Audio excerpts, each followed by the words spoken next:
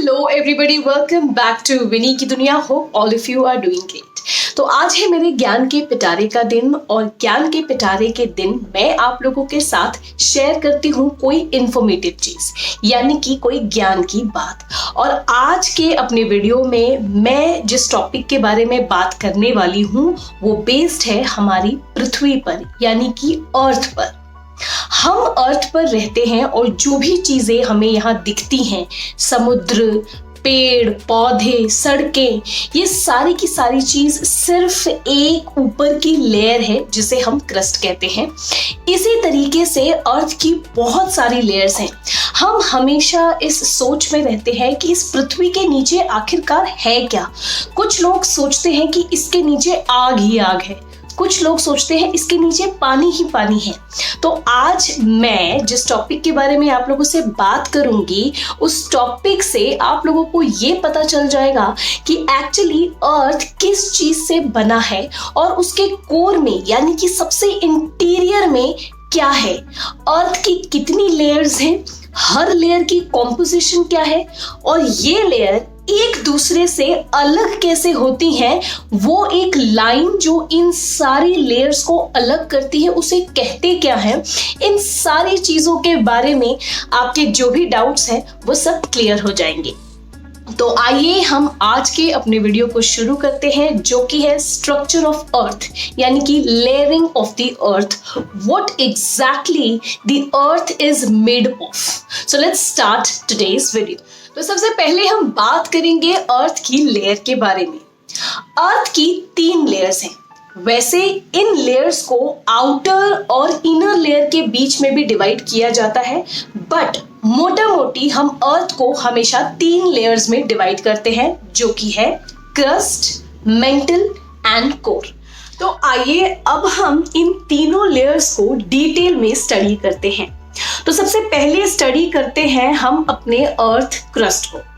Earth crust जो कि सबसे पहली लेयर है हमारे अर्थ की, जिस पे सारे कॉन्टिनेंट, ओशंस, माउंटेन्स और वो हर चीज जिसको आप अपनी नेकेड आई से देख सकते हैं, वो सारी चीजें आपको अर्थ क्रस्ट पे मिलती हैं। अर्थ क्रस्ट भी 2 भागों में बटा हुआ है, आउटर अर्थ क्रस्ट और इनर अर्थ क्रस्ट। तो आउटर अर्थ क्रस्ट और इनर अर्थ क्रस्ट में डिफरेंस क्या है, इसको बताने के लिए मैं आप लोगों के साथ एक डायग्राम शेयर करती हूँ। आउटर क्रस्ट और इनर क्रस्ट को समझने के लिए ये डायग्राम बहुत ज्यादा जरूरी है। इस डायग्राम के थ्रू मैं आप लोगों को समझाऊंगी कि आउटर क्रस्ट और इनर क्रस्ट होता क्या है। सबसे पहले तो क्रस्ट का मतलब क्या होता है, वो टेक्टोनिक प्लेट्स या वो कॉन्टिनेंट्स जिसके ऊपर लाइफ पॉसिबल है, जिसके ऊपर हम रहते हैं, या हमारे समुद्र हैं, ओशंस हैं, सब चीजें हैं उसके ऊपर। तो आउटर क्रस्ट और इनर क्रस्ट का मतलब ये होता है, इनर क्रस्ट मतलब वो समतल जगह, वो लैंड जो पानी के नीचे पाई जाती है। सबको पता है कि पानी के अंदर बीनीथ आपका उसकी सतह भी होती है, लैंड भी होती है। तो वो लैंड जो पानी के नीचे से शुरू होती है उसको हम कहते हैं इनर क्रस्ट और ओशनिक क्रस्ट।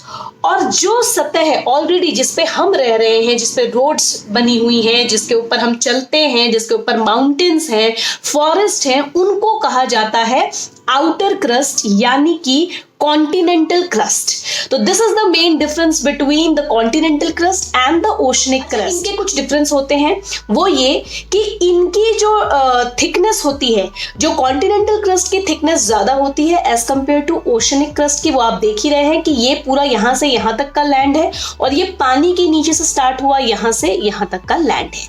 सो ये तो था आपका क्रस्ट, जो कि आउटर और इनर क्रस्ट में बटा हुआ है।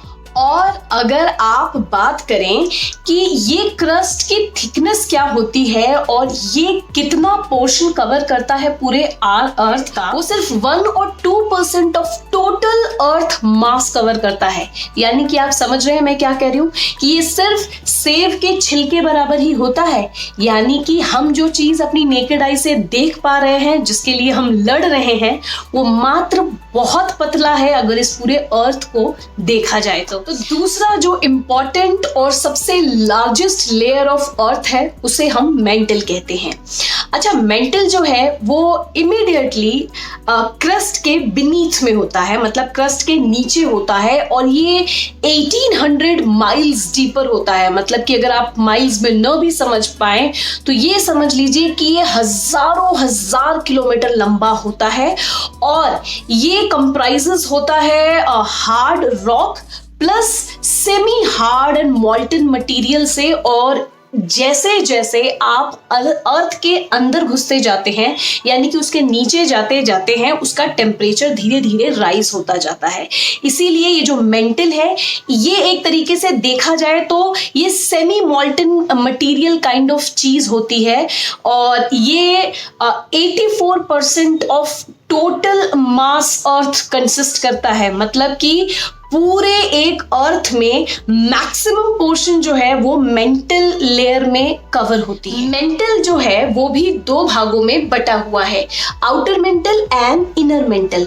आउटर मेंटल बहुत ही हार्ड रॉक है और वो इमीडिएटली क्रस्ट के नीचे होता है, जिसके ऊपर आपका क्रस्ट फ्लोट कर रहा होता है। इनर मेंटल जो होता है वो बहुत ही ज्यादा hot semi hard rock materials होता है, जिसको हम इनर मेंटल कहते हैं। अब हम आ जाते हैं अपने तीसरे और बहुत ही इंपॉर्टेंट लेयर पे, और वो है हमारा कोर। और कोर भी सिमिलरली क्रस्ट और मेंटल की तरह दो भागों में डिवाइडेड है, which is outer core and inner core. Outer core जो है वो पूरा का पूरा आपका मॉल्टन मटेरियल है, जिसको हम मैग्मा कहते हैं, और जो आपका इनर कोर है वो मॉल्टन नहीं बल्कि एक सॉलिड बॉल के फॉर्मेशन की एक चीज है। कहा जाता है कि जो अर्थ की ग्रेविटेशनल फोर्स है वो ड्यू टू आपके कोर की वजह से ही है, क्योंकि कोर में ही सबसे ज्यादा आपका आयरन एंड फेरस पाया जाता है, जो सारी चीजों को अपनी तरफ खींचता है। जो एक मैग्नेटिक पावर है वो हमारे अर्थ के कोर में है, और इसीलिए अर्थ का ग्रेविटेशनल फोर्स यहीं से जनरेट होता है। तो चलिए सबसे पहले हम बात करते हैं केमिकल कॉम्पोजिशंस के बारे में, कि इन तीनों लेयर में कौन सी केमिकल कॉम्पोजिशंस है और सबसे ज्यादा मात्रा में कौन सी चीज पाई जाती है। तो सबसे पहले हम क्रस्ट के बारे में जानेंगे। क्रस्ट में सबसे ज्यादा पाया जाता है आपका सिलिकॉन एंड एल्यूमिनियम, जिसे हम सियाल कहते हैं। SI आपका सिलिकॉन के लिए और AL आपका एल्यूमिनियम के लिए। सिमिलरली मेंटल में आपको सिलिकॉन एंड मैग्नीशियम पाया जाता है, जिसे हम सीमा कहते हैं। मैग्नीशियम के लिए Ma, और थर्ड जो कि सबसे गर्म पार्ट होता है पूरे अर्थ का, इतना गर्म होता है वो कि उसकी गर्मी और सूर्य की गर्मी एक बराबर आप कह सकते हैं। तो यहाँ पे जो सबसे ज्यादा पाया जाता है वो है आपका निकल एंड फेरस। ये तो हो गई पूरी केमिकल कॉम्पोजिशन। अब मैं आप लोगों से बात करती हूँ कि ये सारी लेयर्स कैसे हम डिटरमाइन कर पाते हैं, ऐसी कौन सी लाइंस हैं जो इन लेयर्स को डिवाइड करती हैं, एक दूसरे से पार्ट करती हैं, और उनका नाम क्या है। पहले मैं आपको ये बता देती हूँ कि जो लेयर्स को डिवाइड करती हैं उन डिसकंटिन्यूटीज को क्या कहा जाता है, और फिर वो उसी लेयर में जब आपस में एक दूसरे को डिवाइड करती हैं तो उन डिसकंटिन्यूटीज को क्या कहा जाता है। तो जैसे कि मैंने पहला आपको बताया कि जो क्रस्ट और मेंटल को डिवाइड करती है उसको कहा जाता है मोहो डिसकंटिन्यूटी, और जब मेंटल और कोर जो दो लेयर के बीच को जो डिवाइड करती है उसको कहा जाता है गुटेनबर्ग डिसकंटिन्यूटी। तो ये तो मैंने आपको दोनों चीजें बता दी। अब आइए मैं आपको ये बताती हूँ कि जब ये मेंटल में भी एक ऐसी लाइन है जो अपर मेंटल और लोअर मेंटल को डिवाइड करती है, उसको हम कहते हैं रिपीटेड डिसकंटिन्यूटी, और जो कोर में ही आउटर कोर और इनर कोर को डिवाइड करती है उसको हम कहते हैं लिगामेंट डिसकंटिन्यूटी। तो इन डिसकंटिन्यूटी से ही हम लोगों को पता चलता है कि जो हमारी अर्थ है वो हमारी अर्थ लेयर्स में बटी हुई है। तो ये तो मैंने आप लोगों से शेयर किया कि अर्थ के अंदर क्या है, अर्थ एज अ होल क्या है। जो हमें ऊपर से दिखता है वो सिर्फ एक छोटा सा हिस्सा है, इसके अंदर बहुत ज़्यादा चीज़ें भरी हुई हैं। मैंने अपनी बेस्ट नॉलेज के हिसाब से आप लोगों के सामने ये चीज़ को प्रेजेंट किया है।